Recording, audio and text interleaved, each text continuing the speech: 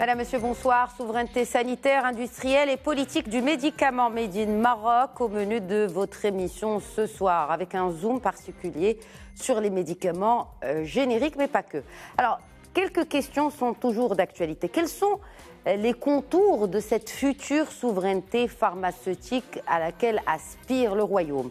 Le marché pharmaceutique national a fait récemment l'objet de critiques de la part de la Cour des comptes, qui a énuméré dans son dernier rapport annuel des dysfonctionnements, et notamment liés au prix des médicaments jugés par la même Cour excessifs, notamment, encore une fois, selon les motifs soulevés par la Cour des comptes, des marges bénéficiaires, des taux de TVA particulièrement élevés. Par ailleurs, le ministère de la Santé vient d'étendre la baisse des prix à beaucoup de médicaments. Cette liste comprend des princeps, mais aussi des génériques commercialisés donc dans nos pharmacies. La baisse des prix est-elle la solution efficiente pour faciliter l'accès aux médicaments ? Comment assurer la pérennité des caisses après la mise en œuvre effective de la généralisation de la couverture médicale ? Enfin, comment envisager la souveraineté sanitaire alors que le personnel médical manque cruellement dans notre pays ? Alors, sur ce sujet, la tutelle a annoncé une batterie de mesures pour justement lutter contre le manque de ressources humaines dans les structures hospitalières notamment. Alors, il est prévu de créer de nouvelles facultés de médecine dans les 12 régions du Royaume. Et aussi, on devrait recourir à la contractualisation et au renforcement de l'ordre de 20% du nombre de places pour les études de médecine. Dans cette émission aussi, il est question de brevets et de propriété intellectuelle, parce qu'on ne peut pas parler de souveraineté sanitaire, encore moins de souveraineté industrielle, sans s'attaquer à ce sujet de brevets. Pour le débat de ce soir, j'ai le plaisir d'accueillir sur le plateau de questions d'actu le président de la FMIP, la Fédération marocaine d'industrie et de l'innovation pharmaceutique, Mohamed Bouhmadi. Bonsoir. Bonsoir. Bienvenue à vous sur ce plateau. Merci beaucoup. Nous avons également avec nous l'analyste des marchés pharmaceutiques qu'on ne présente plus, et toujours une joie que de l'accueillir. Abdelmjid Belaish, bonsoir. Merci pour l'invitation. Marhaba, merci à vous de l'avoir accepté. Nous avons aussi avec nous un consultant en propriété industrielle, Daoud Selmouni Zerhouni. Bonsoir. Bonsoir, merci pour l'invitation. Merci à vous d'être des nôtres ce soir et de participer au débat. Se joint à nous depuis Nogent-le-Rotrou en France, un expert en matière de brevets et accès aux médicaments. Il est d'ailleurs membre de la campagne et fondateur de la campagne mondiale Make Medicines Affordable. Il est responsable du programme de la propriété intellectuelle et accès aux médicaments à la Coalition internationale pour la préparation au traitement ITPC. Othman Mellouk, bonsoir. Bonsoir et merci pour l'invitation. Merci à vous de vous joindre à nous. Bon, on va peut-être commencer ce débat, messieurs, sur le sujet des médicaments génériques. Nous avions parlé du sujet dans des émissions précédentes à Abdelmjid Belaish. Il est clair qu'aujourd'hui, l'accès est là, le médicament générique est disponible, mais il n'est pas démocratisé. Alors là, il y a une ironie un peu, oui, que le prix soit moins cher, mais qu'il ne soit pas accessible pour d'autres raisons. On est face à un paradoxe. Nous avons un tissu industriel qui est capable aujourd'hui de produire 1 milliard de boîtes par an, alors que le marché n'en consomme que la moitié à peu près, alors qu'en face, les besoins du marché ne sont satisfaits qu'à peu près 50%. Les 50% sont importés. Tout à fait. Pourquoi ? Parce que quand on voit ce qui est importé, il y a beaucoup de médicaments fabricables au Maroc qui peuvent être fabriqués. Pourquoi on leur a donné des autorisations de mise sur le marché à l'importation au lieu que ce soit la fabrication locale? Et pourquoi on a autorisé pendant un moment des laboratoires fantômes de faire venir des médicaments n'importe où, etc. Donc il y a beaucoup de problèmes. Il y a aussi des entraves. Les entraves sont d'abord des campagnes de dénigrement de la qualité de médicaments génériques qui n'ont pas cessé depuis des décennies. Vous les voyez où, ces campagnes ?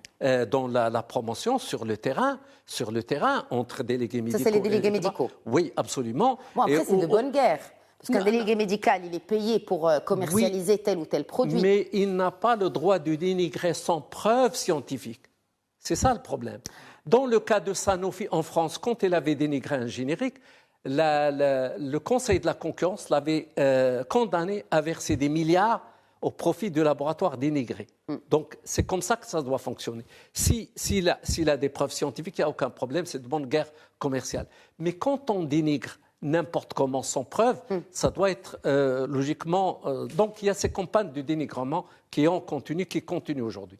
Il y a aussi le problème des brevets, on va en parler tout à l'heure, oui. qui constituent des entraves à l'arrivée du générique en multipliant les brevets, en prolongeant les durées de protection, etc. On va traiter le sujet tout à l'heure. Donc tout ça, ça fait des problèmes qu'aujourd'hui, on n'est qu'à 45% du marché en volume, alors qu'on devrait logiquement être au moins à 70% du marché, vu le besoin d'accès pour nos patients, le besoin d'équilibrer les caisses de l'assurance maladie, font qu'aujourd'hui, on n'a plus le choix.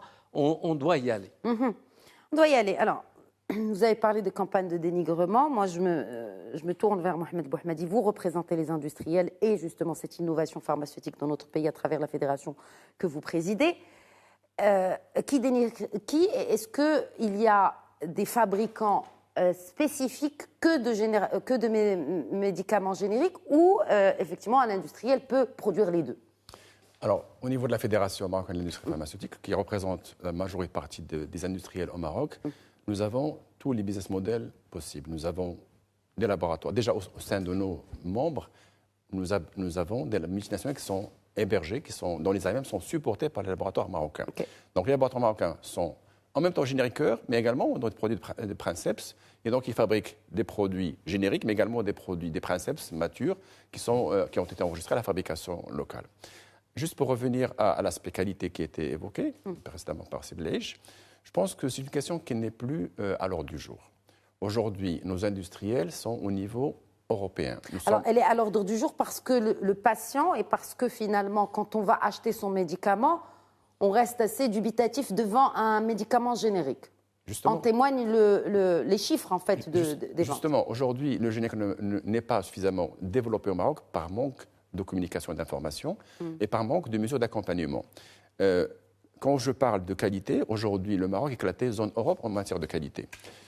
Lorsqu'on fabrique un générique, vous savez, le process de générique n'est pas aussi simple. On n'appuie pas sur un bouton et le produit générique sort tout de suite de l'usine. Oui. Lorsqu'un produit tombe dans le domaine public, quand le brevet est échu, nous faisons un certain nombre de recherches, des formulations galiniques, nous faisons des stabilités, nous faisons des études comparatives in vitro, c'est-à-dire au laboratoire, mais également in vivo, ce qu'on appelle les études de bioéquivalence. Et donc, automatiquement, le produit générique, il a la même efficacité, la même qualité et la même sécurité qu'un princeps. La seule différence, c'est son prix. Il est moins cher et c'est normal puisque l'investissement en recherche et développement n'a pas été fait puisque ça a été fait par le laboratoire inventeur qui a eu le brevet et qui a utilisé le produit pendant un certain temps. Donc, c'est pour ça que le prix est moins cher. Mais produit pas cher ne veut pas dire produit de mauvaise qualité. Au contraire, et nos usines sont ouvertes. C'est important que les gens viennent voir comment on fabrique les médicaments. Ce n'est pas comme une pâtisserie ou comme une confiserie. Les règles sont très strictes, les normes sont strictes et on n'a pas le droit de bouger d'un iota. C'est-à-dire même la matière première, l'origine est le même, ce qui est dans le dossier, l'analyse est faite selon les mêmes standards et les règles sont très, très, très respectées. Par rapport à la question du dénigrement, ce n'est pas du tout professionnel. Normalement, un délégué médical, son rôle, c'est donner de l'information. Vous avez parlé de vendre. C'est une vente indirecte, mais son rôle, c'est informer le médecin. C'est un commercial. Hein. C'est un commercial, mais c'est avant tout un informateur qui apporte l'information au médecin, qui va lui apporter des études cliniques dont il a besoin, des études comparatives pour que le médecin soit convaincu de l'intérêt de prescrire un produit ou un autre. Donc, il est hors de question qu'il dénigre un produit, que ce soit princeps ou générique. Il est là pour informer sur son produit et faire son travail de façon professionnelle. Donc, les campagnes de dénigrement, effectivement, malheureusement, c'est des coûts très bas, mais qu'il faut absolument combattre. On doit travailler de façon éthique, quel que soit le niveau industriel dans lequel on opère. Très bien. Je fais réagir peut-être Asman Melouk. Donc vous êtes un fervent défenseur d'un médicament accessible. Une question toute naïve. Comment ce médicament générique a réussi à se frayer un chemin, notamment comme un médicament ou comme un soin plus accessible qu'un princeps? Sous d'autres cieux, peut-être. Je rejoins d'abord les commentaires qui ont été faits par les précédents intervenants, M. Bouhmadi et M. Belaïch. C'est que la question de la qualité du générique ne se pose pas ou ne se pose plus. D'ailleurs, elle n'aurait jamais dû se poser. Je pense que ce sont exactement des médicaments qui sont équivalents. Et donc, M. Bouhamadi a expliqué plus ou moins pourquoi le coût du générique ou le médicament générique est plus abordable. Quand on regarde ce qui se passe dans le marché du médicament, en fait, la fabrication de médicaments ne coûte pas si cher que ça. Très éventuellement cher, c'est la recherche et développement. Et encore, elle ne justifie pas, cette recherche et développement ne justifie pas aujourd'hui les prix qui sont demandés par les multinationales.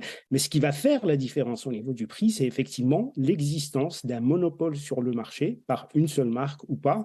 Et ceci, ce sont les brevets qui vont décider quand il y a un monopole pendant 20 ans, et dans ce cas-là, le laboratoire Princeps est libre, plus ou moins, de fixer le prix qu'il souhaite, en attendant qu'il y ait une concurrence par d'autres génériqueurs qui entreraient sur le marché. Très bien, mais alors là, c'est par rapport à l'impact sur la poche du patient. Qu'en est-il de la poche de l'État, à savoir les caisses et surtout que le Maroc s'apprête à généraliser cette fameuse couverture médicale, enfin couverture sociale, mais particulièrement médicale parce que c'est notre sujet ce soir. Comment une démocratisation de l'utilisation du médicament générique peut-elle alléger le fardeau très lourd sur ces caisses-là? Écoutez, la facture, qu'elle soit pour le gouvernement, pour le tiers payant, une assurance ou que ce soit pour le citoyen, c'est la même chose.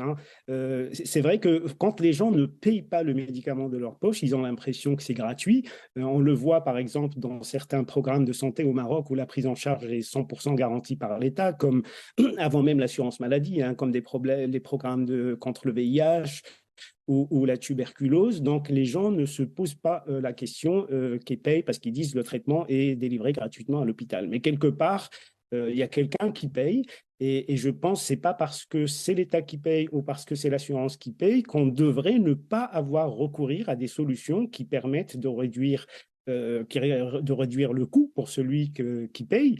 Et donc, parmi ces solutions, ou la solution, c'est vraiment le recours aux médicaments génériques. Et malheureusement, au Maroc, on a eu pendant ces dernières années beaucoup de bonne volonté en disant oui, la solution, c'est le générique, mais c'est resté à l'état d'annonce par les divers ministères, les ministres. Comme a souligné M. Bouhamadi, c'est des vraies mesures d'accompagnement qui n'existent pas aujourd'hui. On est au stade de la déclaration d'intention, qui est bonne, mais ça fait des années que ça dure et on a besoin de mesures d'accompagnement. Et les mesures d'accompagnement nécessitent des réformes courageuses. Et parmi ces réformes, la réforme du système du brevet aujourd'hui qui a montré son échec depuis presque 2 décennies au Maroc. Nous y venons justement par rapport à ces faits. Oui, ici, Bouhamadi. Juste pour compléter par rapport aux mesures d'accompagnement, parce que je ne les ai pas détaillées, en plus ce qu'a dit Siatman, ce qui est important aussi, c'est qu'aujourd'hui, quand vous voulez enregistrer un produit, vous avez 2 produits, un à l'importation et un à la fabrication. Le process d'enregistrement d'un produit à l'importation est beaucoup plus rapide que le process d'un produit à la fabrication locale. Alors ça devrait être l'inverse. Ce qu'on demande, nous, à nos autorités, c'est de mettre davantage de ressources pour l'enregistrement des produits à la fabrication pour pouvoir accélérer leur introduction sur le marché. Aujourd'hui, en moyenne, on va dire, un produit à l'importation peut être enregistré en 1 an, alors qu'un produit à la fabrication demande minimum 2 ans parce qu'il faut faire des études de stabilité de 6 mois, il faut faire une bioéquivalence et une fois qu'on a tout ça, il faut attendre la publication du prix dans le bulletin officiel, puis après attendre que le prix soit remboursé, que le médicament soit remboursé. Donc il y a un process qui est très long, donc on demande que le process soit, pour encourager la fabrication locale justement, qu'on donne davantage de moyens et de ressources pour les produits fabriqués localement. Ensuite, si on voudrait aussi encourager la fabrication locale et le Made in Morocco, on devrait appliquer ce qui est dans la loi, qui est la préférence nationale dans les appels d'offres pour les produits fabriqués localement. À prix supérieur normalement d'un produit fabriqué, on devrait retenir le produit fabriqué à la place d'un produit importé. Donc il y a un certain nombre de choses, plus bien sûr la réforme sur les brevets dont on va parler plus tard. Mais on a annoncé, la tutelle a annoncé la mise en place d'une politique globale du médicament générique. Dans les faits, pour l'instant, il n'y a rien. Ça reste des annonces. Donc il faudrait absolument qu'on ait qu'on opérationnalise ces accompagnements, ces mesures, et qu'on encourage réellement le générique, plus qu'un discours, que ce soit une pratique. Daoud Selmouni Zerhouni, vous êtes consultant en propriété industrielle. Qu'est-ce qu'apporte finalement la fabrication de ces médicaments génériques à notre économie? Qu'est-ce qu'apporterait le développement, en tout cas, développer ce... Alors déjà, ce qu'on peut voir, et moi ça me conforte dans mon idée, vous parlez de générique, donc nécessairement de produits qui ne sont plus couverts par un brevet d'invention. Donc c'est bien que le brevet, ou le système de brevet qu'on veut réformer, ou que certains appellent de leur vœu, n'est pas le seul problème. Le brevet n'est pas la cause de tous les maux que nous connaissons pour l'accès aux médicaments. Ça, c'est la première chose. La seconde chose, c'est que les génériqueurs profitent de l'innovation qui a été faite. Vous savez, le brevet, c'est un contrat social entre la personne qui invente, l'inventeur, et la société.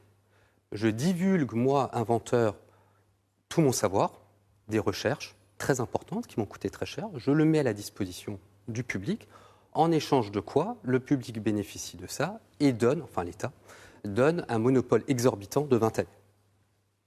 Pourquoi vous dites exorbitant? Il est exorbitant. Alors, non, c'est pas dans ce sens-là que je le dis.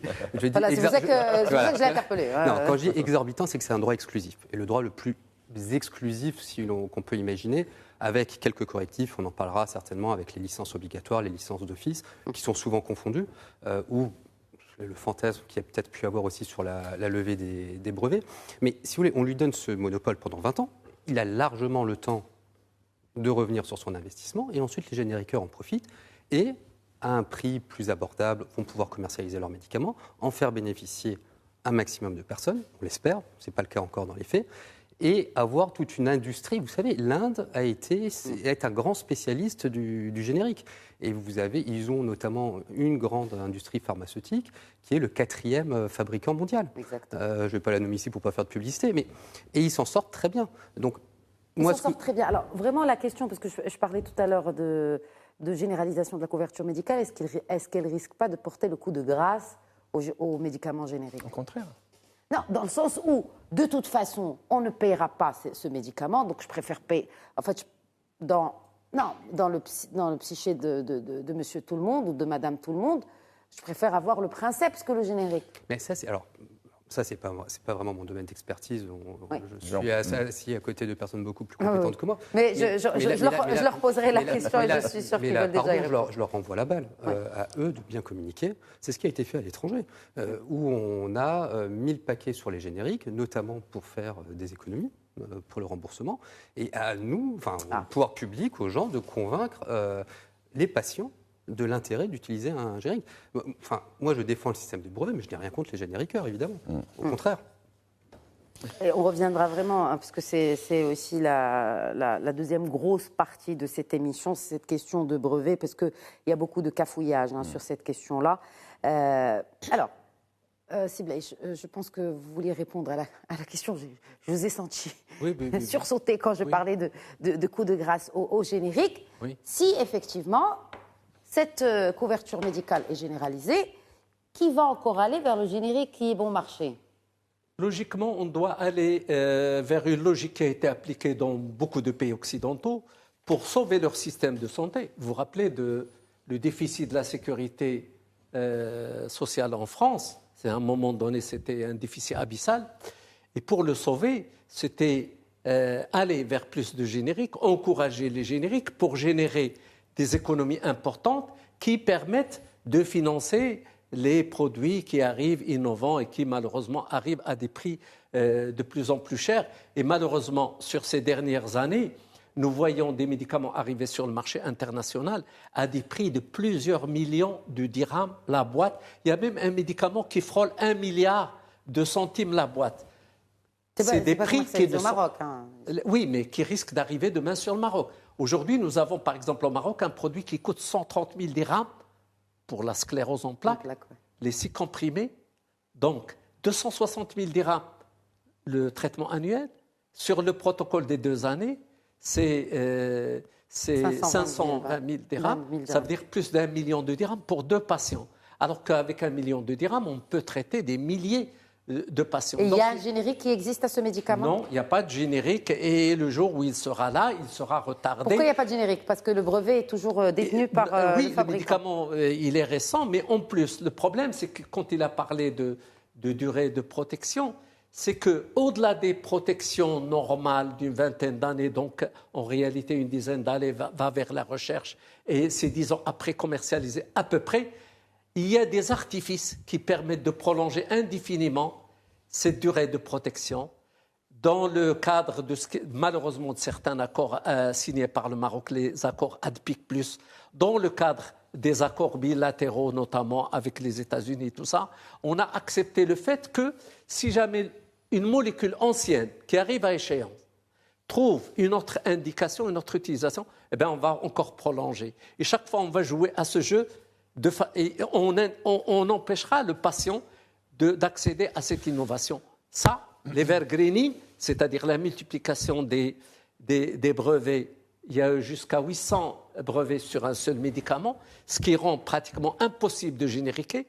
Toute cette méthode-là et le fait qu'on ne puisse pas utiliser les flexibilités qui sont prévues par l'accord ADPIC de l'Organisation mondiale de la commerce, qui permettent à un pays d'utiliser les licences obligatoires quand il ne peut pas accéder à un médicament pour protéger la santé de ses patients, la santé publique, ou d'utiliser l'exception Bollard pour avoir le temps de développer, il faut etc. expliquer tout cela, parce que là, voilà, juste avec des termes peut-être. Oui, si. Je vais juste reprendre. Tout à l'heure, vous avez parlé d'économie de la santé.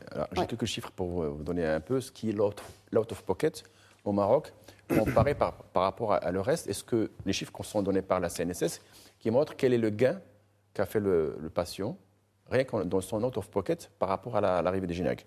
Donc le Maroc, aujourd'hui, la dépense de santé par rapport au PIB, c'est 5,5%. Santé, pas médicaments, toute la santé.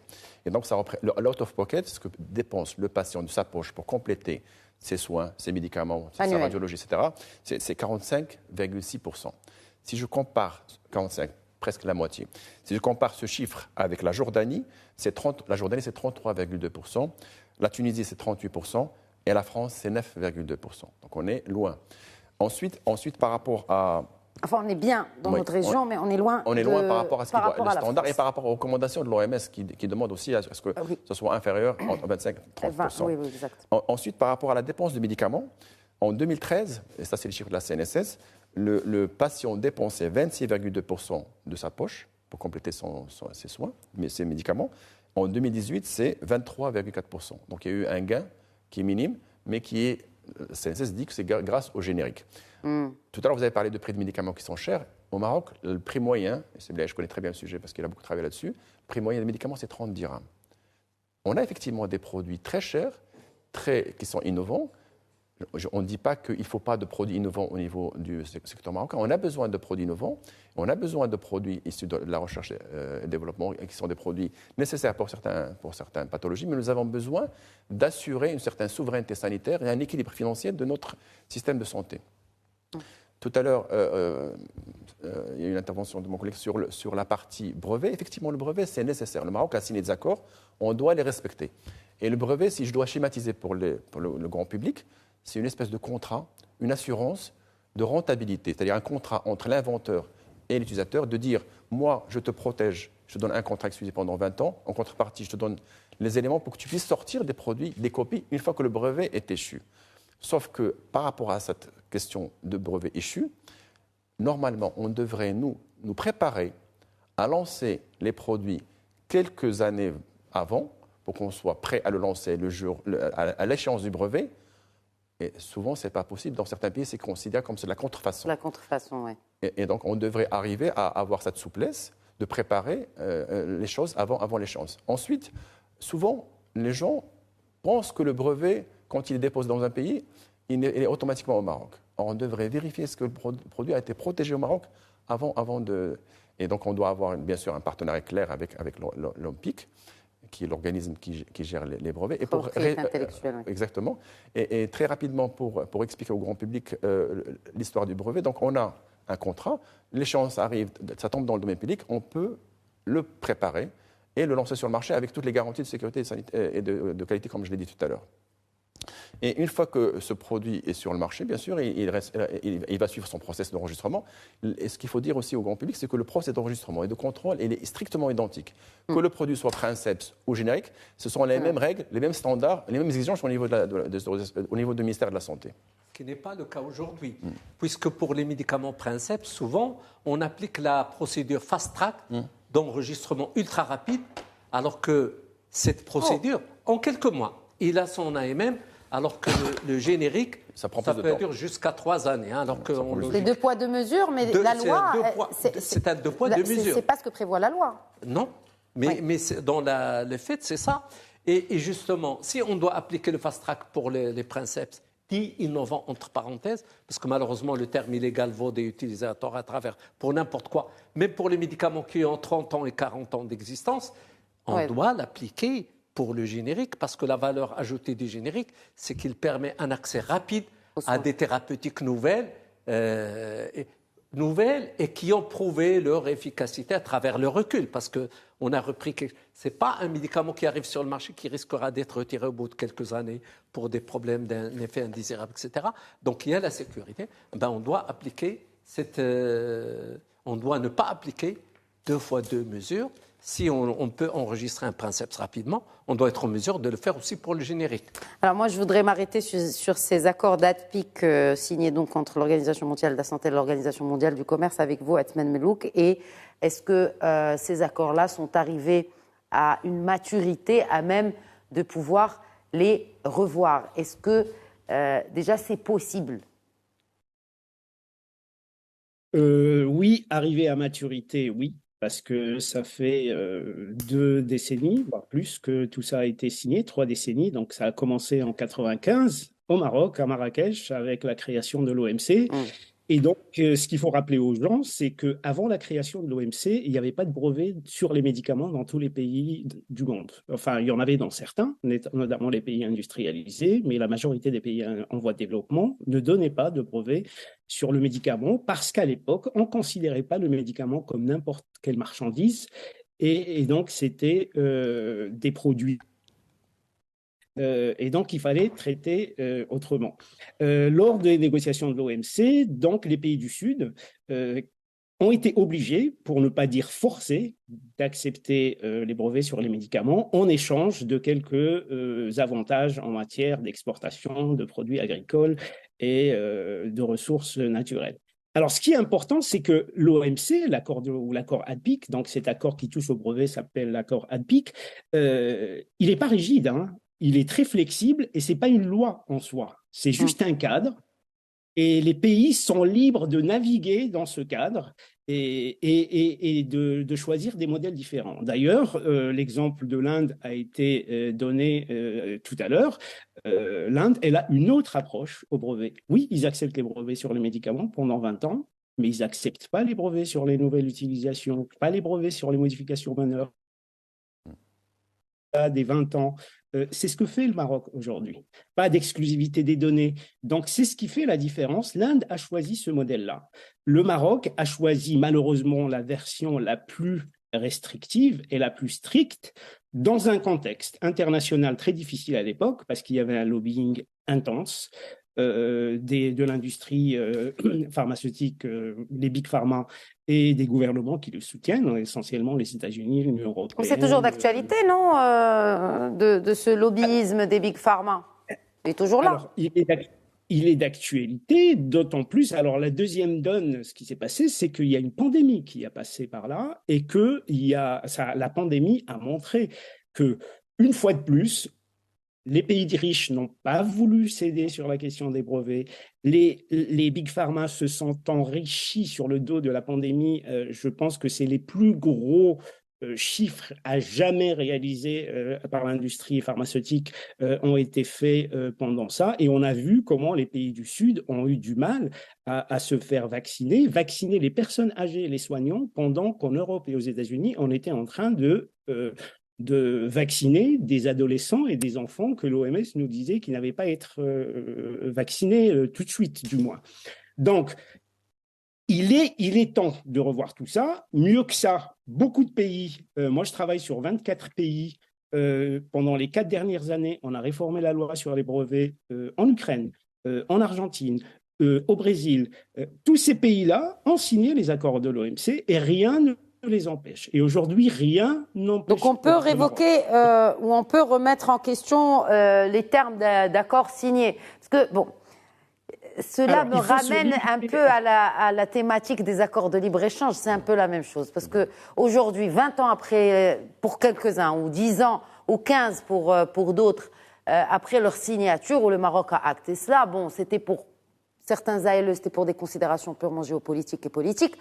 Mais aujourd'hui, on se retrouve avec la même situation, une balance commerciale largement déficitaire pour le Maroc par rapport à ses partenaires, parce qu'il n'y en a pas qu'un seul.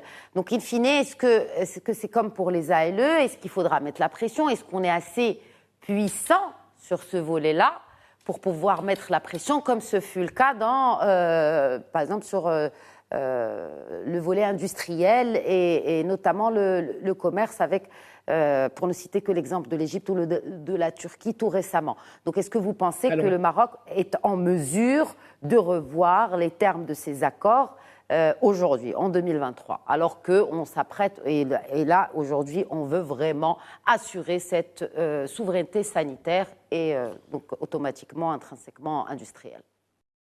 Alors, il y a 2 choses à faire. Avant même d'arriver à révoquer les accords, il y a des choses qu'on peut faire nous-mêmes avant de négocier avec les autres parties, notamment l'accord de libre-échange avec les États-Unis qui sort à chaque fois. Je vais vous donner un exemple. C'est l'exclusivité des données d'enregistrement. L'accord de libre-échange aux États-Unis avec le Maroc, qu'est-ce qu'il dit? Les données non divulguées, ça veut dire pas toutes les données, quand il y a des données que le ministère reçoit, mais qui n'ont pas été publiées dans des articles scientifiques, dans des publications, dans des congrès, etc., ces données-là doivent être exclusives au laboratoire qui les dépose, et le ministère de la Santé, pendant la durée de protection, n'a pas le droit de se baser sur ces données pour autoriser un générique. Ça, c'est l'accord.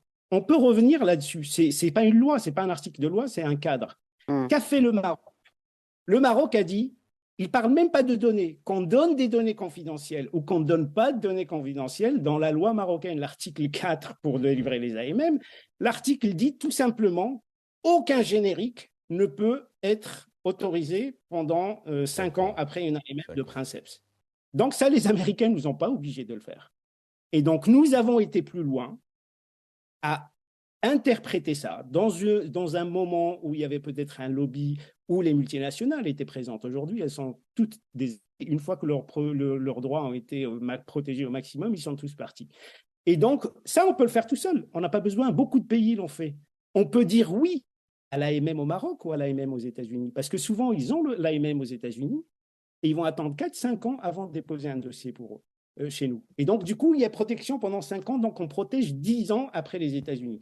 On peut très bien dire, voilà comment on interprète, nous, l'accord, mais vous avez déposé une AMM aux États-Unis, je vous demande tout de suite de la déposer au Maroc. Comme ça, si l'exclusivité des données est finie en 2025, on n'est pas obligé de la pousser jusqu'en 2030. Et on aura gagné 5 ans où il y a une compétition, où il y a des prix bas. Donc ça, c'est un petit exemple de choses qu'on peut faire nous-mêmes sans aller révoquer et renégocier l'accord de libre-échange. Il y a un truc qui est très important, c'est qu'après la signature de l'accord de libre-échange, il y a une lettre qui a été échangée entre le négociateur marocain, M. Fassiferi, et Robert Zeli, qui était le représentant américain du commerce, qui dit, les deux, que cet accord ne doit pas empêcher le Maroc ou les 2 parties à prendre des mesures, à prendre des dispositions pour garantir l'accès dans le contexte des épidémies, mais pas seulement, ça parle même de santé publique en général. Donc on a des outils qui existent. Il y a d'autres pays, il ne faut pas imaginer qu'on est le seul pays au monde qui est passé par là. Tous les pays qui ont des bonnes pratiques en matière de gestion de propriété intellectuelle et accès aux médicaments, et je vous ai donné l'exemple de l'Inde, de l'Argentine, du Brésil, de la Thaïlande, etc. Vous pensez que ces pays-là n'ont pas peur de l'OMC? Est-ce qu'ils n'ont pas des accords avec l'Union européenne, avec les États-Unis? Si, mais ils ont fait ce qu'il fallait faire. Aujourd'hui, au Maroc, pendant des années, on se cache derrière des soi-disant accords, etc., parce qu'on ne veut pas toucher ce sujet. Et d'ailleurs, aucun pays n'a été, tous ceux qui ont réformé la loi maintenant, qui avaient des critères de brevetabilité très larges, comme le Maroc, et qui les ont rétrécis maintenant sur les critères de nouveauté, d'inventivité, etc., si ce n'était pas permis par l'OMC, il y aurait eu une sanction de l'OMC. Aucun pays n'a subi un cas de litige à l'OMC parce qu'il a touché la loi pour rester à 20 ans, pour refuser l'exclusivité des données, etc. Donc, je pense qu'il y a un travail que nous devons faire nous-mêmes, entre Marocains, et c'est tout à fait possible. Après, il y a peut-être des choses qui sont... alors voilà, on peut mitiger l'exclusivité des données et la réduire de 5 à moins. Après, si on veut annuler l'exclusivité des données, là, malheureusement, elle existe dans l'accord. Dans ce cas-là, il faut renégocier. Mais on peut déjà réduire avant d'aller négocier pour dire nous n'en voulons plus. Oui, nous avons avec nous aussi sur le plateau un consultant justement en propriété industrielle. Je vous fais réagir, Daoud Selmouni Zerouane, sur cette question de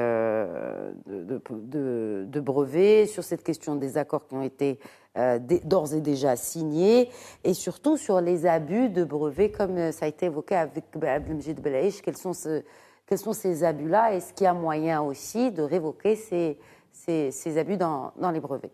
Alors, comme souvent, quand on parle brevets et médicaments, on a tendance à tout mélanger et à tout confondre. Là, on vient de nous parler des problèmes de brevets, on vient de nous parler de la divulgation des données, qui n'a rien à voir avec le droit des brevets. On vient de nous parler des ZPIC, qui n'est pas la loi marocaine. Les ZPIC, ces aspects des droits de propriété industrielle relatifs au commerce, c'est un cadre minimum. Dans ce cadre-là, le Maroc a adopté une loi, a réformé sa loi 1797 sur la propriété industrielle et n'a pas mis des conditions, etc., comme ça, de brevetabilité. On a 3 conditions, comme énormément de pays, si ce n'est la majorité des pays. Un brevet, une invention doit être nouvelle. Et attention, la nouveauté est appréciée très strictement. C'est une nouveauté absolue. S'il y a une antériorité, et pas forcément une invention avant, mais dans la littérature scientifique, ou peu importe, n'importe où dans le monde, en tout temps et en tout lieu, vous ne pouvez pas avoir un brevet.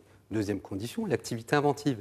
Il faut qu'il y ait un véritable effort inventif, et pas à l'égard de n'importe qui, à l'égard de l'homme du métier. Donc ce n'est pas, si vous voulez, l'ingénieur lambda. Non, c'est déjà un ingénieur, l'homme du métier, qui est déjà, c'est pas non plus un prix Nobel, mais c'est déjà quelqu'un qui a des compétences extrêmement importantes. Donc il faut que déjà lui n'ait pas pu le trouver. Et puis la troisième condition, c'est l'application industrielle qui est toujours... plus facilement rempli. Donc on ne délivre pas un brevet comme ça. En plus, il faut savoir quand même qu'au Maroc, c'est vrai qu'à une époque, les produits pharmaceutiques ont été exclus de la brevetabilité. On les a maintenant dans la loi. Et moi, personnellement, je m'en félicite parce qu'il ne faut quand même pas oublier une chose. Si on peut se soigner aujourd'hui, c'est parce qu'il y a eu des brevets. Beaucoup de maladies. Parce que si on n'avait pas donné cette rétribution et cette incitation à l'innovation, personne ne serait allé faire ces recherches-là. Mais après, il y a un monopole, c'est ça en fait. Non, il y a un monopole c'est ça que pendant 20 ans. quand vous avez dit tout à l'heure, et vous l'avez dit, c'est-à-dire quand on parle d'industrie et de médicaments, là on a tendance à mélanger les choses. Mais j'ai envie de vous répondre, les choses elles se mélangent de facto. C'est comme quand on parle de délégué médical et de commercial. Alors in fine, il fait le même boulot. Mais oui, on parle de vie humaine, mais on parle de super profit, on parle de... Alors, c'est-à-dire, très bien. Alors ce qu'il faut savoir... la nuance, elle est vraiment très très fine. Je ne suis pas le représentant de l'industrie pharmaceutique, ils se défendent très bien. Non, mais justement, cette qualité d'expert en propriété intellectuelle et industrielle, c'est là où, effectivement, c'est très délicat. Est-ce que l'éthique a quelque chose à voir là-dedans Non. déjà? Écoutez, moi je vais vous dire très clairement. Parce que ces brevets ont sauvé des vies. Oui, évidemment. Mais les bon, brevets sauvent des vies. aussi, hein. Oui, évidemment. Mais il faut savoir que, par exemple, pour 10 brevets qui ont été déposés, peut-être que 2 ou 3 seulement seront rentables. Les 7 autres ne l'ont pas été. Pourtant, il y a des frais qui ont été faits. Vous voyez ce que je veux dire? Donc, sans un système des brevets, nous n'avons pas d'innovation. Ça, il faut vraiment se le mettre en tête. La deuxième chose, si vous permettez, le problème au Maroc, ce n'est pas tellement la législation qu'on a en matière de brevets. C'est sa mise en application et l'écosystème que nous avons. Déjà, la mise en application, on a deux durées selon est-ce que c'est un princeps ou c'est un générique pour l'AMM. Non, attention. Attention. Le brevet, couvre le princeps. 20 ans. Okay. Au bout de ces 20 ans, ça devient un générique. Le générique, tout le monde fait ce qu'il veut. Une fois que le brevet est dans le domaine public, tout le monde est libre, s'il en a la capacité, Parce qu'il faut avoir la capacité de production. Ce n'est pas donné à n'importe quel pays et à n'importe quelle industrie. Tout le monde peut aller copier, entre guillemets, ce brevet qui est tombé dans le domaine public et en profiter. C'est ça le trade-off, si vous voulez, du droit des brevets. Après, ce qu'il faut savoir aussi, c'est que depuis 2014 au Maroc, nous avons un examen préalable des demandes de brevets d'invention. Avant, les gens venaient déposer un brevet à l'OMPIC, l'Office marocain de la propriété industrielle et commerciale. Automatiquement, on leur donnait un titre de brevet, un droit exclusif sur 20 ans, ce qui était inadmissible. Parce que peut-être, enfin très certainement, nombre de ces brevets-là ne méritent pas la protection exclusive que donne le droit des brevets. Maintenant, c'est un petit peu différent, c'est quand même sacrément différent même, ils vérifient les 3 conditions. Et on a des examinateurs à l'OMPIC quand même qui sont compétents. Alors, je ne dis pas qu'ils sont au niveau de l'Office américain, l'USPTO ou l'OEB sur tous les domaines techniques, mais quand même, ils font un travail. Ils ont des accords de coopération avec l'Office européen des brevets, avec l'USPTO aux États-Unis, avec l'Office japonais. Ils travaillent très sérieusement et ils délivrent des brevets qui sont en principe de meilleure qualité. Le problème, oui, ils vérifient est-ce que les conditions de validité sont remplies, est-ce que ça mérite ou non d'avoir un brevet. Le problème qu'on a, c'est qu'on n'a quasiment pas de contentieux de brevets au Maroc.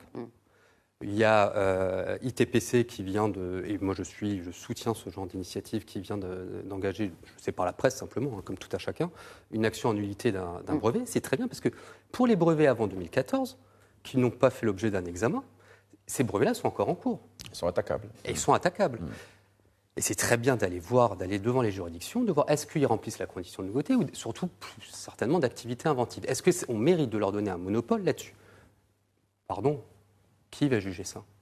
Nos juridictions commerciales. C'est eux qui sont compétents et désignés par la loi 1797. Est-ce qu'un juge marocain, qui est juriste, qui n'est pas ingénieur, qui n'est pas spécialisé du domaine pharma ou du domaine chimique, est-ce qu'il a les capacités, ne serait-ce qu'en droit de la propriété industrielle, il n'en fait pas tant que ça, des brevets, peut-être ça sera certainement le premier et le seul dossier de sa vie qu'il va avoir à traiter, les compétences scientifiques pour traiter d'un tel dossier. Je rajoute à cela une autre difficulté, les brevets au Maroc sont déposés ou en langue arabe ou en langue française, la plupart du temps en langue française. La procédure devant les juridictions est évidemment en arabe, l'arabe étant la langue officielle du Maroc. Comment est-ce que, déjà, pour un spécialiste, expert, qui a le background juridique et technique pour comprendre des revendications d'un brevet qui sont extrêmement complexes, je peux vous assurer que bon courage pour s'y retrouver, comment est-ce que vous voulez demander à un juriste non spécialisé en propriété industrielle arabophone comprendre des revendications rédigées en langue française ? Et si on les traduit, moi je veux bien qu'on me donne l'adresse et le numéro de téléphone du traducteur assermenté au Maroc qui est capable et qui a le niveau de compétence pour traduire des brevets du français à l'arabe. Donc là, on est vraiment sur le terrain, sur la mise en œuvre. Peut-être un mot dessus. Bouhamadi, je pense que notre invité Athmane Mello, qui est avec nous en distanciel, veut réagir. Mais je vous fais réagir d'abord, si Bouhamadi. Très rapidement par rapport à l'histoire des brevets. Donc souvent, quand on veut, par exemple, aller chercher un produit, généralement, nous, on a une veille et on suit l'échéance des brevets. Et donc, on doit préparer la mise sur le marché des génériques très rapidement, parce que vous savez, il vaut mieux être parmi les premiers génériques qu'être 20e, parce que ça n'a aucun intérêt. Et souvent, on est confronté au phénomène de grappe de brevets. En fait, vous avez pour un produit, comme ça a été dit, vous avez parfois 30, 40 brevets, et vous ne savez pas exactement lequel il faut aller vérifier, etc. Une fois que vous avez réglé le problème, ou lorsque vous dites, maintenant, parce que ce qui se passe, vous avez un premier brevet qui couvre 20 ans, le médicament, il est généralement mis sur le marché 5 ans après le brevet, donc il a 15 ans, voire minimum 12 ans d'exploitation. Mais avant l'échéance, l'inventeur va faire un artifice pour prolonger le brevet. Donc il va breveter une indication, une modification chimique, etc. etc. Donc ça permet de... En même temps, il va sortir un générique, son propre générique, avec un prix très bas. Oui. Donc il fait un générique défensif. Et donc vous ne pouvez plus exploiter le générique, puisque économiquement, c'est plus viable, parce qu'il a déjà enregistré un produit très très bas. Et lui, il va avoir un produit soi-disant innovant qui va être plus cher, et donc ça ne fait aucune économie pour la santé. Donc vous êtes en train de vous confronter au sujet de multiples de brevets, et en même temps, vous devez, parce que vous savez que même quand vous avez les informations, il y a des données qui ne sont absolument pas trouvables, on ne peut pas trouver. Dans la formulation, dans les excipients, il y a un certain mélange, certaines doses qu'il faut absolument faire beaucoup de recherches pour tomber sur le bon produit qui va être typiquement identique, biosimilaire, bioéquivalent au produit Princeps. Donc ce n'est absolument pas facile. Donc vous êtes en même temps un chercheur, puisque vous allez mettre au point une formulation qui doit correspondre au premier, mais en même temps vous devez respecter la loi. Et ce qui est dommage aujourd'hui, c'est qu'on n'utilise pas la flexibilité au niveau du Maroc. Ça existe dans la loi, mais elle n'est pas utilisée. Donc on devrait absolument aller dans ce sens par rapport au respect des brevets. Et si je peux juste me permettre, pour compléter ce que vous venez de dire, effectivement, il y a ce problème des brevets multiples et des brevets de perfectionnement. Mais attention, là encore, si nous avions des gens maintenant à l'Olympique qui sont de plus en plus compétents, et tant mieux, ils doivent encore l'être plus montés en compétences, quand on va leur déposer une demande de brevet de perfectionnement, à eux de bien vérifier que ce n'est pas un simulacre et que c'est vraiment pour une activité inventive, pour une nouvelle indication, etc. La deuxième chose, le brevet, s'il est délivré, ce brevet de perfectionnement-là, il ne le sera pas pour ce qui était passé, pas pour le brevet perfectionné, simplement pour la nouvelle application. Donc, oui, ça peut bloquer, mais ça ne bloque pas complètement si on applique les choses. Enfin, tout ça doit être une interprétation stricte, encore une fois. Oui. Asman Mellouk ne semble pas être très d'accord. Alors, je suis d'accord avec Sidaoud sur la difficulté de révoquer les brevets au Maroc dans les tribunaux, parce que les juges, les tribunaux ne sont pas qualifiés, parce que c'est trop technique, etc. Je pense que la solution pour ça existe, c'est la possibilité de permettre, au niveau de l'Office des brevets, à des tiers de faire des oppositions aux demandes de brevets. Ça existe à l'OMC, dans les accords ADPIC, ça existe dans de nombreux pays du monde où quelqu'un, un chercheur, un génériqueur, une association de la société civile pourrait donner des éléments dont elle dispose à l'Office des brevets qui prouveraient que ce brevet ne remplit pas un des 3 critères de brevetabilité. Donc le Maroc, puis les accords de libre-échange ont interdit ça, donc c'est quelque chose qu'on devrait remettre dans notre législation. S'opposer avant le brevet, c'est le meilleur moyen technique, c'est le meilleur moyen parce que ce sont des techniciens, des ingénieurs de l'OMPIC qui vont examiner ça. Maintenant, là où je ne suis pas d'accord, c'est du tableau qu'on nous présente qu'avant, on n'examinait pas les brevets, ce qui est vrai, et qu'à partir de 2014, maintenant, on examine avec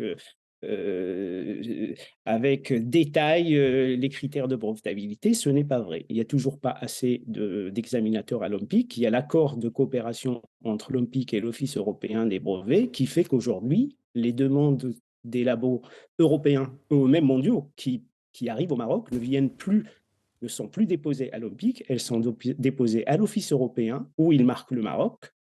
Et c'est examiné par des examinateurs européens sur la base de critères européens qui sont considérés beaucoup plus laxistes que des critères très stricts. Et donc cet accord est offert, est accordé en Europe par des Européens sur la base de critères européens. Et du coup, avec l'accord de validation, il est validé au Maroc. Donc quelque part, le Maroc a perdu avec cet accord sa souveraineté sur les brevets, et on sait que les brevets ont un caractère territorial, il n'y a pas de brevet mondial. Chaque pays accorde un brevet et chaque pays se réserve le droit de lever la protection par le brevet en cas de licence obligatoire, par exemple. Donc, si cet accord était provisoire, parce qu'en 2014, nous n'avions pas les moyens d'examiner, OK, mais jusqu'à quand nous allons continuer à sous-traiter nos brevets par l'Office européen, sachant qu'aujourd'hui, beaucoup de brevets sont accordés par l'Europe et refusés par nombre de pays. Merci. Voilà. Merci Atman Mellouk. Un dernier tour de table justement pour clore le débat. Vous voulez réagir, mais en 2 mots peut-être, Daoud Selmouni Zerhoun, sur l'accord de validation. Sur l'accord de validation. Voilà. En fait, je suis désolé de le dire, mais là il y a une petite confusion. L'accord de validation, c'est très simple. C'est le Maroc qui a délégué à l'Office européen des brevets l'examen de certains brevets qui sont ensuite validés au Maroc. Attention, les conditions de brevetabilité sont les mêmes au Maroc et en Europe, première chose. Deuxième chose, ça sera un titre marocain qui sera validé, qu'on aura. Là où, si Othman ne l'a pas évoqué, là où il y a un vrai problème avec l'accord de validation des brevets européens, moi, l'accord de validation, en lui-même, je suis assez pour, contrairement à, je pense, à ce monsieur, on l'a bien compris. Mais là où je ne suis pas d'accord, c'est qu'il a été très mal conclu. En fait, pour faire très rapide en 2 mots, il a été conclu par une autorité incompétente, signé par le Maroc par une autorité incompétente, et n'a pas été ratifié. Et on l'a simplement transposé en droit interne. Et là, ça pose, on peut faire une émission complète là-dessus, d'énormes problèmes le jour où on aura des contentieux de brevets. Parce que là, on va voir quel sera le sort de ces brevets européens validés au Maroc, équivalents à un titre marocain, alors même que l'accord international qui en est à la base est irrégulier complètement. Un dernier mot. Juste par rapport au brevet, je pense que c'est une équation pour laquelle il faut un vrai équilibre, parce qu'on a besoin de produits innovants et on respecte les brevets. Bien évidemment, on demande de la flexibilité et plus de souplesse et adapter la loi. Et ensuite, on a besoin aussi que l'accès aux médicaments soit possible par les génériques. Donc, un équilibre à préserver. Un équilibre à préserver, peut-être aussi, mais pouvoir, parce que l'un ne va pas sans l'autre, pouvoir encourager. Si on n'a pas de brevet, il n'y aura plus d'innovation, il n'y aura plus de produits innovants au Maroc. Donc c'est pour ça que les gens, les chercheurs, on doit quand même les attirer par une protection. Et en même temps, on doit avoir une flexibilité pour pouvoir accéder au générique le plus tôt possible et éviter les artifices pour prolonger la durée des brevets. Oui, mais sans qu'elles soient abusives, ces prolongations. Tout à fait. Parce que sinon, elles il faut les éviter, justement l'accès à un médicament bon marché. Exactement. Siblaïch, puisque je l'ai évoqué dans mon introduction, et ça concerne aussi, puisqu'on parle de recherche et d'innovation, c'est cette question de matière grise qui fuit et continue à fuir notre pays, à ce chiffre qui est sorti il y a quelques jours. 700... De 2 médecins par jour.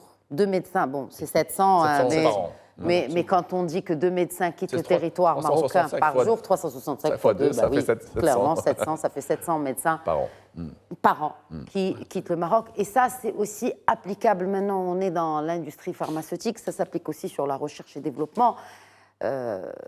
Oui. Qu'est-ce qu'il faut faire, là?